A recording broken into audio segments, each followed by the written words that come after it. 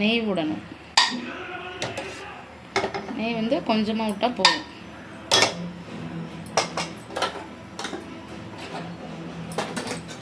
அடுத்து வெண்ணெய் நல்லா செக் பண்ணிவிட்டு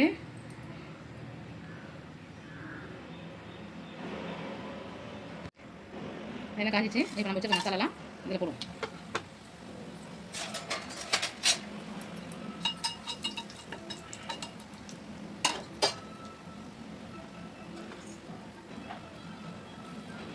மசாலா கொஞ்சம் பச்சை மிளகாய்,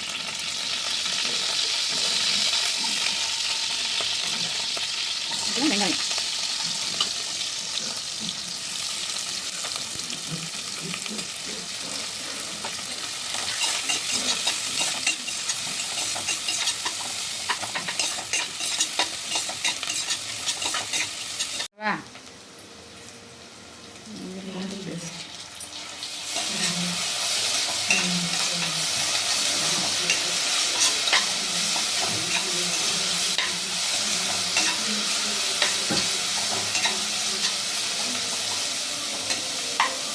என்ன ஆச்சு போடுற நம்பர்ஜா என்னாச்சு நீட்டுச்சா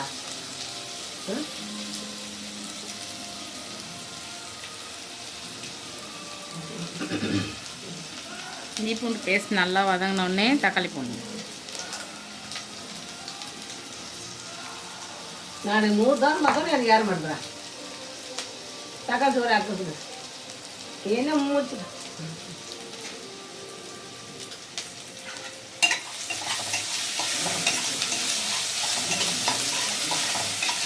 நல்லா இருக்கு.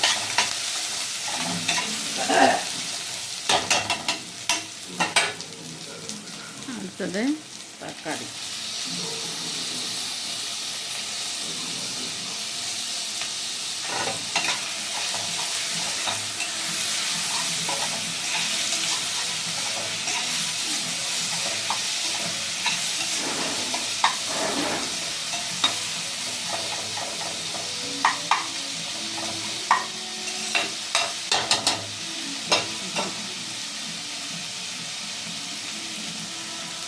தக்காளி போட்டுட்டு மஞ்சள்தூள் போடணும்.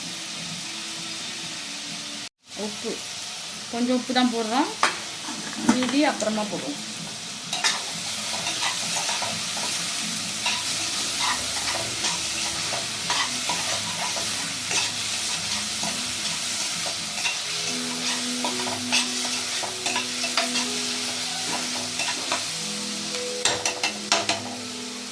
இது நல்லா குக் ஆகட்டும்.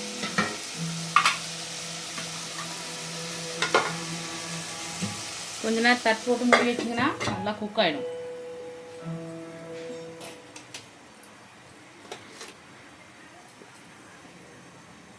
அதுக்குள்ளே மல்லி பொடியனாவும் பொடியாக அரியும். பொடியாக அரிஞ்சு அதில் போடணும்.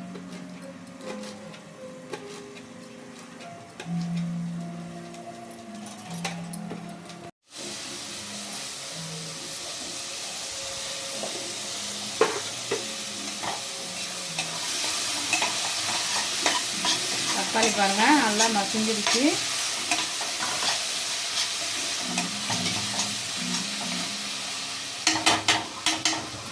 இப்போ மிளகா பொடி போடணும்.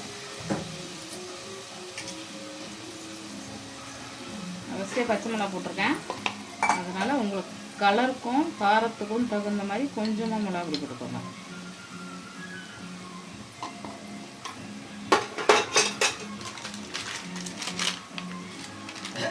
அப்புறம் கொஞ்சோண்டு சிக்கன் மசாலா.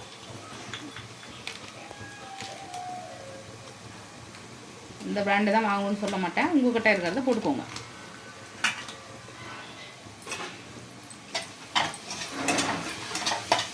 சிக்கன் மசாலாலாம் ஒரு ஃப்ளேவர், கொஞ்சம் வாசனை, அதுக்கு தான் நான் பாக்கெட் வாங்கியிருந்தேன், அதுதான் போடுறேன். காளானியாக ஃபஸ்ட்டே போடலன்னா, ஃபஸ்ட்டே போட்டால் சின்னதாக ஆகிடும். அப்போ வந்து சாப்பிடும்போது பசங்க வந்து கஷ்டப்படுவாங்க, சின்னதாக ஆகிடுச்சி போடலை சொல்லுவாங்க. அதனால லாஸ்ட்டில் போடுறேன்.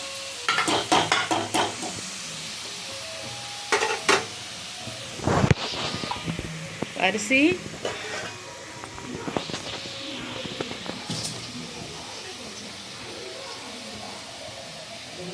நான் பாஸ்மதி ரைஸ் போட்டிருக்கேன். எந்த கிளாஸில் நம்ம அரிசி அளந்து போடுறோமோ அது 1:2.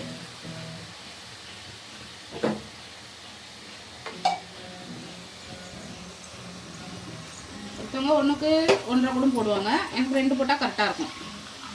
நான் இந்த கிளாஸில் போட்டேன், இதில் 1.5 கிளாஸ் போட்டேன், அதனால 3 கிளாஸ் தண்ணி ஊற்றுறேன்.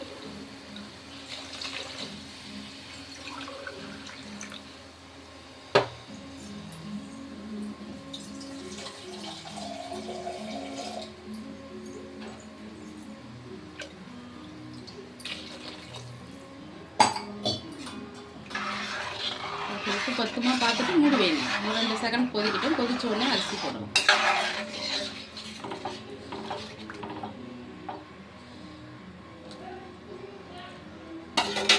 உப்பு பத்தலை, அதனால உப்பு போடுறேன். ஃபஸ்ட்டு உப்பு போட்டதுனால கொஞ்சமாக போடணும்.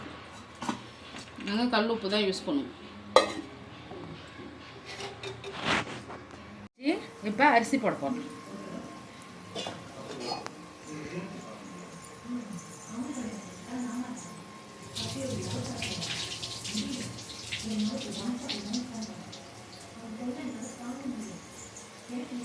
நல்லா தண்ணி இல்லாமல் வடிகட்டிட்டு போடணும். பாருங்கள், பாஸ்மதி ரைஸ் தான்.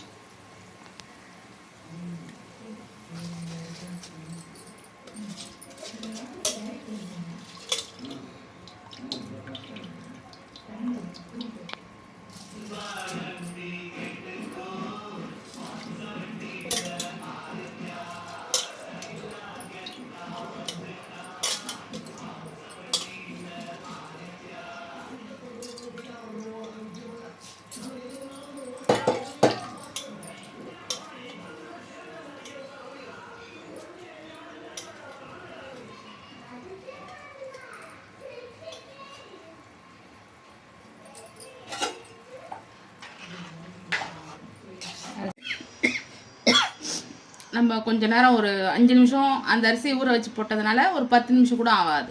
சாப்பாடு ரெடி. இங்கே பாருங்கள், புலன்னு ஆயிடுச்சு. சாதம் ரெடி.